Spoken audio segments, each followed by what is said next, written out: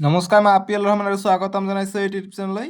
আজি আমি পঢ়িম ক্লাছ 10ৰ গণিতৰ যিটো অনুশীলনী পুনৰ আলোচনা ৰিভিজন চেপ্টাৰৰ অনুশীলনী R5টো আমি কৰিম। R5ত ধুনীয়াকৈ MCQ দিয়া আছে, গতিকে এইবিলাক প্ৰশ্ন তোমালোকৰ পৰীক্ষাৰ কাৰণে খুবেই ইম্পৰ্টেণ্ট। ঠিক আছে, স্কুলীয়া পৰীক্ষাৰ লগতে মেট্ৰিক পৰীক্ষাটো আহিব।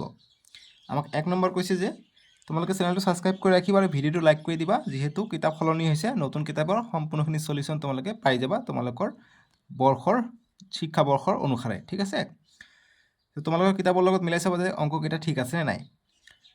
আমাক R5ত কৈছে যে দুটা ত্ৰিভুজ সৰ্বসম হ'ব যদিহে, গতিকে দুটা ত্ৰিভুজ সৰ্বসম কেতিয়া হয়? যেতিয়া সিহঁতৰ দুটা ত্ৰিভুজ সৰ্বসম হ'বলৈ হ'লে কি হয়? ত্ৰিভুজ দুটা দেখাত একে হ'ব লাগিব। ঠিক আছে, আমি ক্লাছ 9ত পাই আহিছোঁ। গতিকে তাৰ বাহুবিলাক সমান হ'ব লাগিব আৰু কোণ সমান হ'ব লাগিব। A দিছে সিহঁতৰ কালি সমান, B দিছে সিহঁতৰ আকৃতি একে আৰু একে কিন্তু আকাৰ বেলেগ বেলেগ, এইটো নহয়। C দিছে সিহঁতৰ সকলো অনুৰূপ বাহু আৰু কোণবোৰ সমান, D দিছে কেৱল সিহঁতৰ পৰিসীমা সমান। গতিকে বাহু আৰু কোণ সমান হ'ব লাগিব।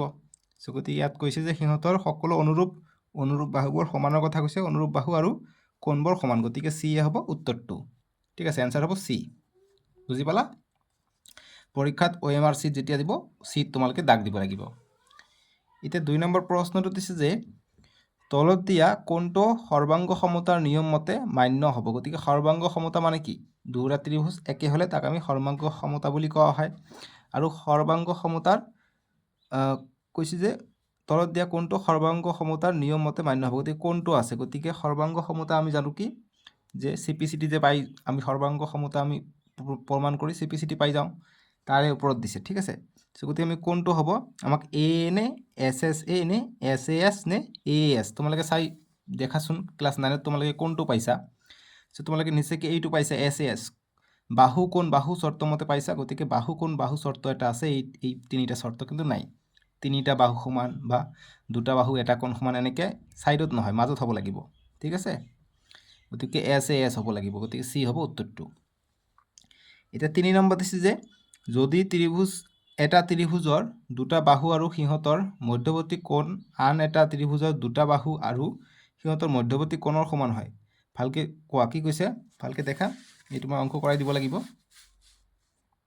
কৈছে যে যদি এটা ত্ৰিভুজৰ দুটা বাহু, গতিকে যদি এটা ত্ৰিভুজৰ দুটা বাহু সিহঁতৰ মধ্যৱৰ্তী কোণ, গতিকে ইয়াৰ মধ্যৱৰ্তী কোণ কি হ'ব? মধ্যৱৰ্তী কোণ হ'ব ইয়াত ত্ৰিভুজৰ মাজত হ'ব। ঠিক আছে, মধ্যৱৰ্তী কোণ আন এটা ত্ৰিভুজৰ দুটাৰ বাহু, গতিকে আন এটা ত্ৰিভুজৰ দুটা বাহুৰ মধ্যৱৰ্তী কোণটো সমান হয় বুলি কৈছে। ঠিক আছে, তেন্তে ত্ৰিভুজ দুটা সৰ্বাংগ সম হোৱা চৰ্তটো হ'ব। গতিকে যদি কোণ সমান হয় কি হ'ব? সৰ্বাংগ সম চৰ্তটো কি হ'ব? গতিকে অপশ্যন দিয়া আছে এইফালে, অপশ্যনটো আমাক দিয়া আছে। গতিকে গতিকে কোণৰ কথা কৈছে, এটা কোণৰ সমান কৈছে, আৰু বাহুৰ কথা কৈছে, বাহু দুটা সমান। গতিকে দুটা বাহু সমান আৰু এটা কোণ হ'লে কি হয়? SAS হয়, বাহু কোণ বাহু স্বীকাৰ্য মতে, গতিকে B হ'ব উত্তৰটো। ঠিক আছে, পূৰা গাড়ী গৈ আছে, শব্দ হৈ আছে, বেয়া নাপাবা। ঠিক আছে, একো নাই, ৰাস্তাৰ কাম চলি আছে আমাৰ ইয়াত, সেইকাৰণে। বাকী A C D নহ'ব, RSS তো নহ'ব, 90 ডিগ্ৰী হ'লেহে RSS হয়। ইয়াৰ এনচাৰ 3ৰ এনচাৰ B হ'ব। ঠিক আছে, এতিয়া 4 নম্বৰ প্ৰশ্ন দিছে যে দুটা কোণ আৰু সিহঁতৰ মধ্যৱৰ্তী বাহু সমান হ'লে কোনটো সৰ্বাংগ সমতা চৰ্ত ব্যৱহাৰ হ'ব? গতিকে মানে কোনটো সৰ্বাংগ সমতা চৰ্ত আছে, ইয়াৰ ওপৰত আমাক ইয়াত দিছে। গতিকে এইখিনি আমাৰ কাৰণে ইম্পৰ্টেণ্ট হয় পৰীক্ষাৰ কাৰণে, কিয়নো তোমালোকৰ পৰীক্ষাত ডাইৰেক্ট আহিব ইয়াৰ পৰাই, এইবাৰ যিহেতু MCQ দিছে। ঠিক আছে, তোমালোকৰ কিতাপত MCQ দিছে, এইবিলাক MCQৰ পৰা তোমালোকৰ অকণমান মান চেঞ্জ কৰি বা হুবহু দিব পাৰে। ঠিক আছে, বিজ্ঞানৰ যেনেকুৱা হুবহু দিয়ে, গণিতৰো এতিয়া হুবহু দিব কিন্তু। ঠিক আছে, যি কি নহওক, কৈছে যে দুটা কোণ, গতিকে দুটা কোণ সমান হ'লে আমাক A চাব লাগিব, যে এংগেল আৰু সিহঁতৰ মধ্যৱৰ্তী বাহু, গতিকে বাহুৰ কথা কৈছে, অৰ্থাৎ দুটা কোণ এটা বাহু হ'ব লাগিব। ঠিক আছে, গতিকে দুটা কোণ এটা বাহু কথা চাবা, ইয়াত দুটা কোণ এটা বাহু আছে, কিন্তু AS এনেকৈ আমি নিলিখোঁ, ইয়াত আছে দুটা বাহু, ইয়াত আছে RSS, গতিকে এইটো হ'ব দুটা কোণ অৰ্থাৎ এংগেল, S মানে হৈছে ছাইড অৰ্থাৎ বাহু, গতিকে B হ'ব এনচাৰটো। 5 নম্বৰ প্ৰশ্ন দিছে যে দুটা সমকোণী ত্ৰিভুজ RSS, গতিকে সমকোণী ত্ৰিভুজ হ'লে অৰ্থাৎ 90 ডিগ্ৰী হ'লে RSS চৰ্তৰ দ্বাৰা সৰ্বাংগ সম হ'লে সিহঁতৰ সমান জোখৰ কি হ'ব? সেইটো আমাক কৈছে। সমান জোখৰ কৈছে অতিভুজ আৰু এটা সূক্ষ্মকোণ থাকিব, বি দিছে দুটা সূক্ষ্মকোণ থাকিব, চি দিছে অতিভুজ আৰু এডাল অনুৰূপ বাহু থাকিব, ডি দিছে ওপৰৰ আটাইবোৰ বাহু হ'ব। গতিকে আমাক যেতিয়া RHS চৰ্তৰ মতে সৰ্বাংগসম হয় তেতিয়া মনত ৰাখিবা অতিভুজ আৰু এডাল অনুৰূপ বাহু থাকিব লাগিব। ঠিক আছে, গতিকে চি হ'ব, 5ৰ চি হ'ব উত্তৰটো। তোমালোকে বুজি পাইছানে বস্তুটো? এতিয়া নেক্সট 6 নম্বৰ প্ৰশ্ন দিছে আমাক যে AAS অৰ্থাৎ কোন কোন বাহু সৰ্বাংগ সমতাৰ চৰ্ত বুজায়। গতিকে এইবাৰ আমাক AAS আমি আগৰবাৰ পাইছোঁ এছটো মাজত, এইবাৰ আমাৰ পাইছোঁ এছটো লাষ্টত পাইছোঁ। ঠিক আছে, যেহেতু দুটা বাহুৰ কথা উল্লেখ কৰা নাই, দুটা বাহু সমান হ'লে আমি মাজত কোণটো লুকাই থাকে, কিন্তু এতিয়া আমাক ডাইৰেক্ট দিছে যে AAS সৰ্বাংগ সমতাৰ চৰ্ত বুজায়। এইটো বুজাই আমাক কি ক'ব কৈছে, এই নম্বৰ দিছে যে দুটা কোণ আৰু এটা বাহু যিটো কোণ দুটাৰ মধ্যৱৰ্তী নহয়। বি দিছে যে দুটা বাহু আৰু এটা কোণ সমান, চি দিছে তিনিওটা কোণ সমান, ডি দিছে এটা বাহু আৰু এটা কোণ সমান। তোমালোকে চাবা ইয়াত আমাক কোন কোন বাহু দিছে। গতিকে যেতিয়া বাহুটো মধ্যৱৰ্তী হয় তেতিয়া আমি বাহু ভিতৰত লিখোঁ, অৰ্থাৎ ASA লিখোঁ। ঠিক আছে, ASA লিখোঁ যেতিয়া বাহুটো মধ্যৱৰ্তী হয়, মধ্যৱৰ্তী বাহু আমি কোন বাহু কোন লিখোঁ। যেতিয়া কোণটো মধ্যৱৰ্তী হয় তেনেহ'লে আমি SAS অৰ্থাৎ বাহু কোন বাহু লিখোঁ।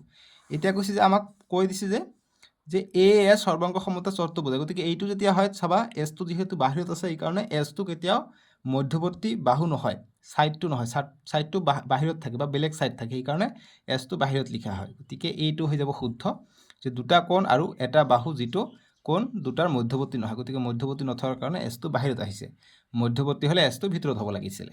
ঠিক আছে, এতিয়া 7 নম্বৰ প্ৰশ্ন দিছে আমাক যে যদি এংগেল A = এংগেল D হয়, ত্ৰিভুজ আছে angle A = angle D, angle B = angle E আৰু AB = D, তেন্তে ত্ৰিভুজ ABC আৰু DEFৰ চৰ্ত হ'ব। গতিকে কোন কোন বাহু মতে এইটো সৰ্বসম হৈছে বা সৰ্বাংগসম হৈছে। গতিকে কি হ'ব, কোন বাহু কোন হ'ব। ঠিক আছে, বুজি পাইছা? গতিকে যেহেতু আমাক এক ধাৰছে কি দিছে কোন কোন বাহু, গতিকে কোন কোন বাহু কৈছে AAS এংগেল সাইড, গতিকে বি হ'ব এনসাৰটো। বুজি পাইছে তোমালোক? এতিয়া 8 নম্বৰ প্ৰশ্ন দিছে যে ত্ৰিভুজ ABC আৰু ত্ৰিভুজ PQRৰ AB = PQ, BC = QR, AC = PR। গতিকে তিনিওটা আমাৰ বাহু এইবাৰ সমান দিছে, গতিকে বাহু স্বীকাৰ্য মতে হ'ব। গতিকে PR হ'লে ত্ৰিভুজ দুটা সৰ্বাংগসম হোৱাৰ চৰ্ত হ'ব। গতিকে সৰ্বাংগ চৰ্তটো কি হ'ব, চৰ্তটো নিশ্চয়কৈ তিনিওটা বাহু দিছে, গতিকে SSS হ'ব, অৰ্থাৎ বাহু স্বীকাৰ্য মতে। গতিকে বি হ'ব এনচাৰটো। ঠিক আছে, ক্লাছ 7ৰ পঢ়াখিনি মনত পেলোৱা, তোমালোকে নিশ্চয়কৈ বুজি পাবা। যদি বুজি পোৱা নাই এইফালে R5ৰ ওপৰত দিয়া আছে বস্তুখিনি, তোমালোকে এইখিনি আকৌ এবাৰ পঢ়িলে তোমালোকৰ ক্লাছ 9ৰ কথা মনত পৰি যাব। ঠিক আছে, এতিয়া 8ৰ বি গ'ল এনচাৰটো। এতিয়া 9 নম্বৰ কৈছে যে এইটো কিহৰ চিত্ৰ, আমি দুটা সমান সমান দি ওপৰত যদি এনেকুৱা দিওঁ এইটো কি বুলি কয়, এইটো সৰ্বাংগ সমতাৰ চিত্ৰ বুলি কয়। গতিকে এইটো কৈছে যে এইটো চিহ্নটোৱে কি সূচায়, সদৃশতা নে সৰ্বাংগ সমতা নে সমান্তৰাল নে লম্ব। গতিকে সৰ্বাংগ সমতা বুজায়, গতিকে বি হ'ব এনচাৰটো।